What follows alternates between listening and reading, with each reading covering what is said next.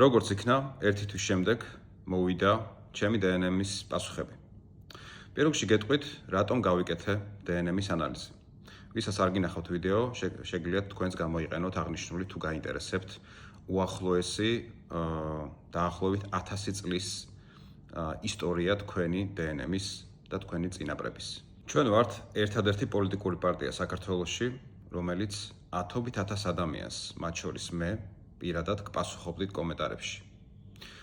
ამ კომენტარების გარკვეული ნაწილი გამოთქვაოდა აზრს, რომ მე ვიყავი სომეხი, რუსი თუ აზერბაიჯანელი და შესაბამისად ეს იყო მიზეზი და გერმანიაში რომ მოხვდი ჩემს დასთან, იქ უცებ ამომიგდო და იდეაც მომივიდა რომ გამეკეთებინა ეს დნმ-ის ანალიზი. პირველ რიგში მე მინდა ბოდიში მოუხადო სომხებს, იმიტომ რომ სომხებზე იყო აქცენტი გაკეთებული, მე ვიყავი სომეხი. მე მინდა ბოდიში მოუხადო იმიტომ რომ გარკვეულწილად აგდებულად იყო საუბარი სომხების მიმართ და მე გეტყვით რომ სომეხი თუ მიგიღებს მეგობრად, ის იქნება შენი უერთგულესი მეგობარი.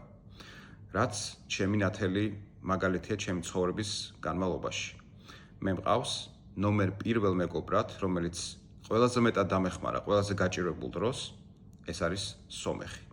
სომეხი მეგობარი. მე უბრალოდ დიდი სურვილი მაქვს, რომ გამოვიდეთ ამ რაღაც გამოქვაბულიდან, როდესაც ჩვენ 100.000 ადამიანი გვყავს, სომეხი და აზერბაიჯანელი საქართველოს მოქალაქე და ჩვენ მათ ვექცევით აგდებულად და ესე ცინიკურად, ეს უნდა შევცვალოთ. მოკლედ, გადავიდეთ შედეგებზე. სიმართლე გითხრათ, საინტერესო შედეგები დაიდო, იმიტომ რომ რატოღაც გონია რომ ეხლა 100% ქართველი ხარ და თურმე არ ხარ. და მე ვფიქრობ, რომ ეს იმის ბრალია, რომ უახლოესი 1000 წლის წინაპრების ინფორმაციაზე დაყრდნობით და შედარებით მოხდა ჩემი დნმ-ის შედარება და ახლავე გაგაცნობთ შედეგებს. საკმაოდ საინტერესო შედეგებია. დავიწყოთ. რამე რო არ გამომჩეს, წავეკითხავ. ესე იგი, ქართველი ვარ 55.1%-ით. ანუ ეს კარგი ინფორმაცია, ნახევარზე მეტით. თორე ალბათ ჩამქოლავდით კომენტარებში. შემდგომ, ძირითადი მეორე ადგილზე, ასე ვთქვათ, ჩემი გენომი არის 33% ჯამურად ევროპა. ამ ევროპაში შედის საბერძნეთი, ალბანეთი, აღმოსავლეთ ევროპა, სამხრეთ იტალია, ბალკანეთი.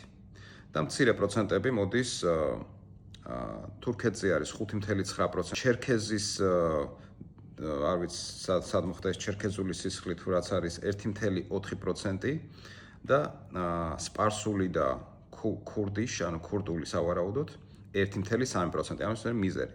მოკლედ, პირველ ადგილზე არის საქართველო, მეორე ადგილზე არის ევროპა და მესამეზე უკვე მცირე პროცენტებით რაც ჩამოგითვალეთ ის.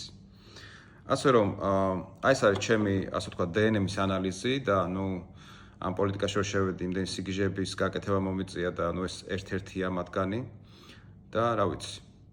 მე მგონი ამოვწურეთ ამ საკითხზე საუბარი. მომავალ შეხვედრამდე.